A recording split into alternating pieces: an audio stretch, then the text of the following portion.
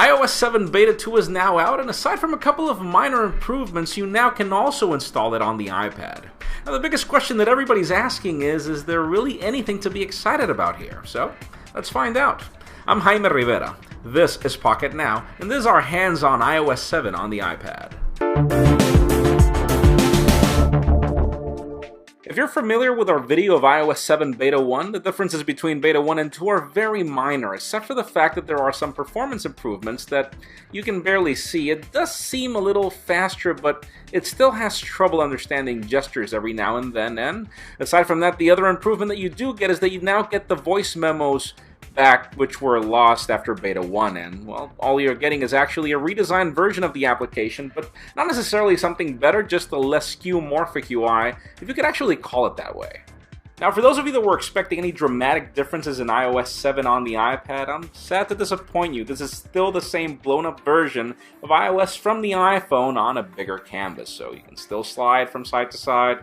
Now you can swipe down just like you can on the iPhone to get search instead of going to the left, which is significantly better than before. And you'll notice that you still get this textured keyboard that adapts to whatever background you have, just like you can in the iPhone. And on the iPad, you can still separate the keyboard, you can still move it up and down. Some of the icons, like for example this keyboard icon on the bottom, looks terrible. I think there are probably some design enhancements that are still in the works, and it does port to other portions of the iPad. There does seem to be more work to be done here. I'll give you one example. Let's go into the music application. So, for example, if you go into the music application on the iPhone, let me try to move into it right now. Notice that you get the normal UI when it's portrait, and then when you put it on landscape, you get this nice cover flow version or cover tile version of what music is now. And if you try to do the same thing on the iPad, all you get is the same list.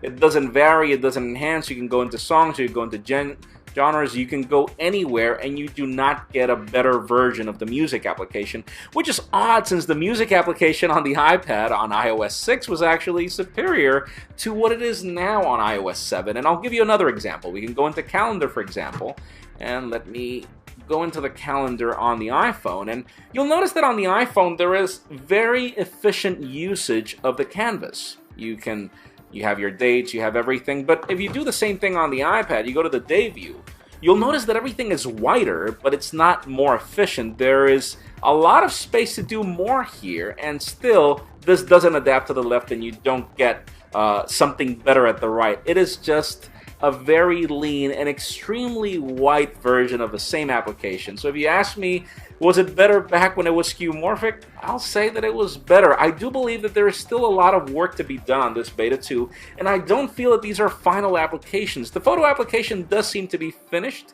You can go into collections and do the same things that you can do in the past with iOS 6. It doesn't vary there. So I don't think that there will be any major enhancements here.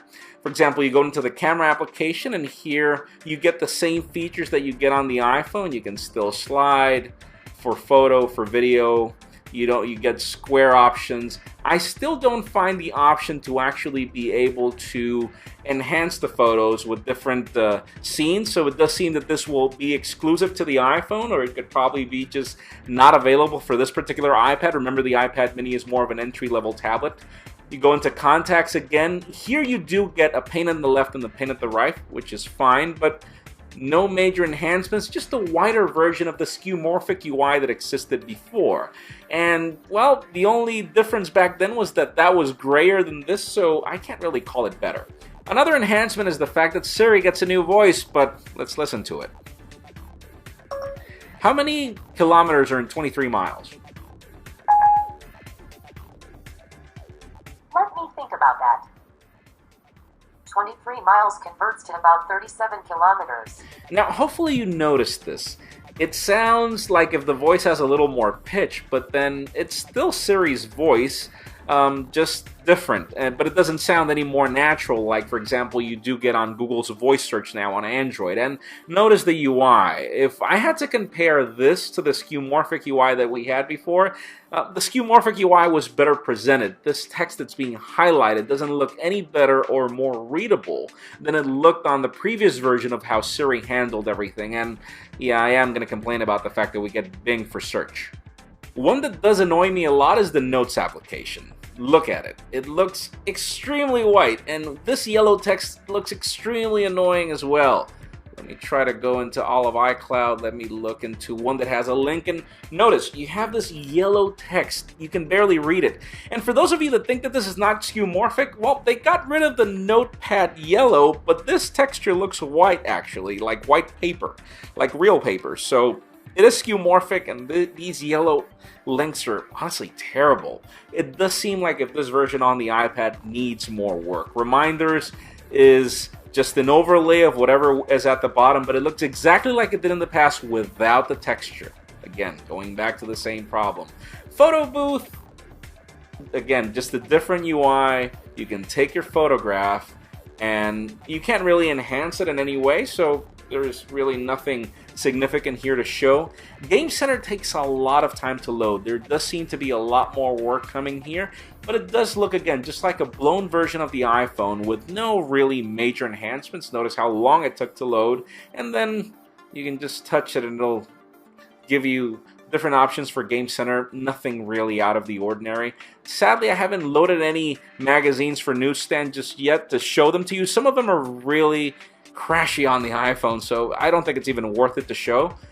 Going into the stores, for example, if you go into the iTunes store, again, all we're getting is a less gray version of what we had on iOS 6, on the iPad at least. Nothing really significant. You can still flip through everything here. Nothing was really enhanced. In the clock version, again, you get rid of the Swiss clock style clocks that they had before and they got sued for. Nothing really major in these changes. It just looks whiter. Not different, just whiter. And even though there are changes in the messaging application, I'm sadly not able to show it to you here. You now get photos of your contacts on group messaging, by the way. It's not for every message, just group messaging. Nothing major here as well. You go into the Settings app, and again, this is just a whiter and greener version of something that already existed in gray before. Nothing really significantly better. We go into Safari, and you do get the same tabs. You do get the same full screen way to load the website. It is, interesting that it doesn't recess to the top as it does on the iPhone. I'm probably waiting for this to come in a future version. Let me see. We add new tabs, and you do get the tab browsing. Let me see how fast it can load Pocket now. Over Wi-Fi. This is an iPad. This is a Wi-Fi only iPad, so it's taking a little bit to load the images, but it doesn't stutter while you're navigating. Let me see if multitasking gestures work. Yes, they do. You can still do the four-finger swipe to the top to multitask. It is better than the iPhone in detecting swipes. It is. But so far, I can't really consider it to be better than the iPhone. Now, for those of you that are rocking an iPad 2 or an iPad mini, you will be disappointed. If you want to launch an iPhone application on this thing, sadly, you're not getting any enhancements, meaning everything still, all text looks jagged.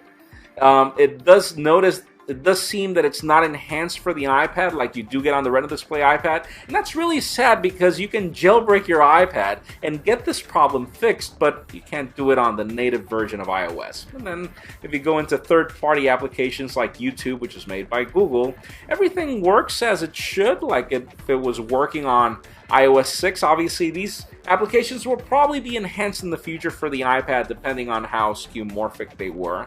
Again, iOS 7 on the iPad is different. You get Control Center at the bottom. Notice that it is a little more minimalistic than it was on the iPhone, meaning that the icons are lower but not really better. Another change is notice that Notification Center now bounces at the bottom instead of just staying there. That was something that was not available on Beta 1, but Do you want me to consider this better or worse?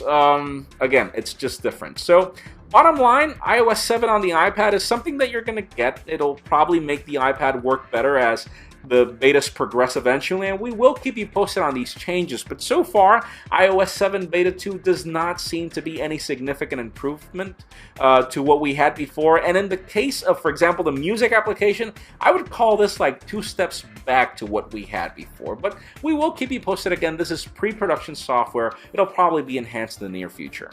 That's it for today's Hands On. Thank you very much for watching. I am Jaime Rivera. Be sure to follow us on your social network of choice, and also give this video a thumbs up if you like what you saw. Thank you very much for watching.